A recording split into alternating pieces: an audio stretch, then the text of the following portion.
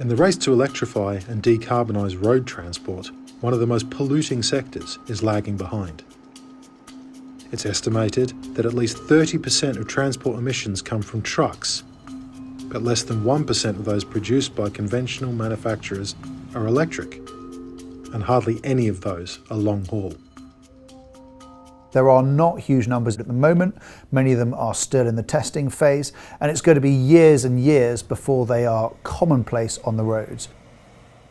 Yet conventional long-haul diesel trucks are among the most polluting and most likely to fall foul of impending emissions legislation as countries adopt net zero targets. Fundamentally, the industry is working on the technology. They know they quite simply have to get there to be allowed to sell the vehicles in the future.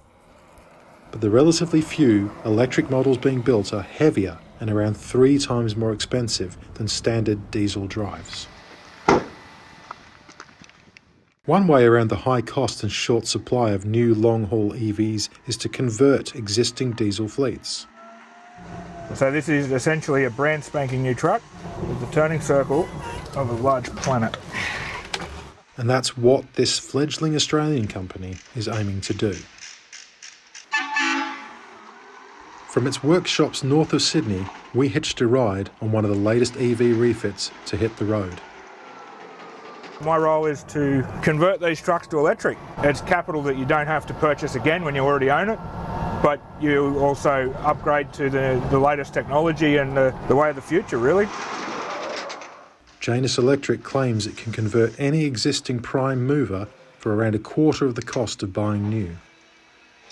Essentially, you get to reutilise your existing vehicle. That comes with a number of advantages. The cost of electricity in terms of an energy source versus diesel is markedly cheaper. They get to electrify, we get to reduce their CO2 emissions, and they get to save money. It's not only the conversion process, but the battery that's at the core of the business. This is what goes into the truck, basically, here. This is what goes into the truck. Each module weighs about 1.5 tonnes. The most expensive and critical component of any heavy EV vehicle, the battery, is interchangeable. It's designed to be swapped with fully charged replacements stocked at bespoke roadside stations. That saves the driver having to wait for an onboard recharge at variable cost. For starters, if you come at 5 p.m. and you're right on peak, the cost of that charge is astronomical because you're utilising peak power. The time, some trucks take 4-6 hours to charge, right? So the vehicle's off the road for 6 hours, which means you're losing money. Janus says its batteries can be swapped in under 4 minutes, even less time than it takes to fill conventional tanks with diesel fuel. But the business is still developing. The company expects to deliver only around 30 conversions by the end of the year. In the short term, Janus's battery change stations will be restricted to specific routes. This is not an investment where we will, for example, try and install enough charge and change stations to cover Australia. That doesn't make financial sense. So what we're doing this year is we're installing small, commercially viable charge and change stations between Brisbane and Sydney. On the other side of the world, unlike Janus, leading manufacturers like Swedish giant Scania are building new electric trucks rather than refitting existing diesels. Scania's long-haul EVs are due to start rolling off the production line at the end of 2023. With a new battery the company claims will have a lifespan of 1.5 million kilometres, that's equivalent to an average truck itself. Of course, they'll still need a recharge every several hundred kilometres or so, depending on the load. You just open the hatch, plug it in. To charge this one, it will take a couple of hours. It's quiet, it's no vibrations. People go around and think that, heavy transport, that will never be possible to electrify. And we who work with it every day, we say that we're already here. But it's on open roads where high-capacity top-up points are required to support any significant industry-wide transition to battery-driven trucks.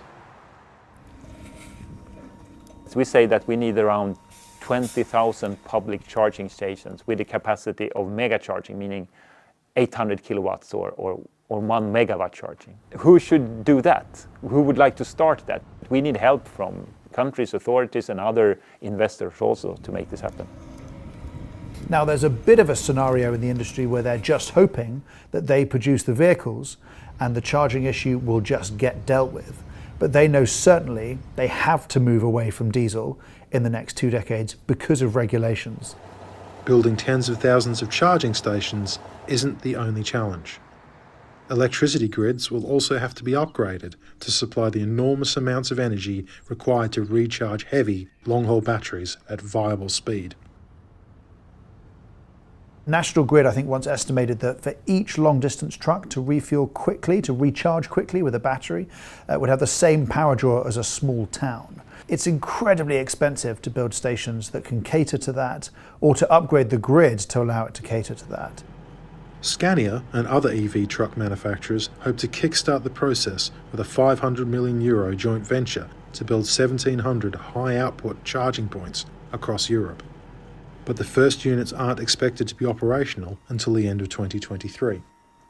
I think one of the biggest topics we have now in electrification journey, which is true for trucks, for passenger cars as well, there is range anxiety, there is lack of infrastructure, or the infrastructure is coming too slow. Mobile charging stations are another temporary solution. Northvolt says it's sold around 100 units, but these are just small steps on the long road to decarbonise heavy haulage. The 1% of traffic thought to be responsible for at least 15% of all transport emissions.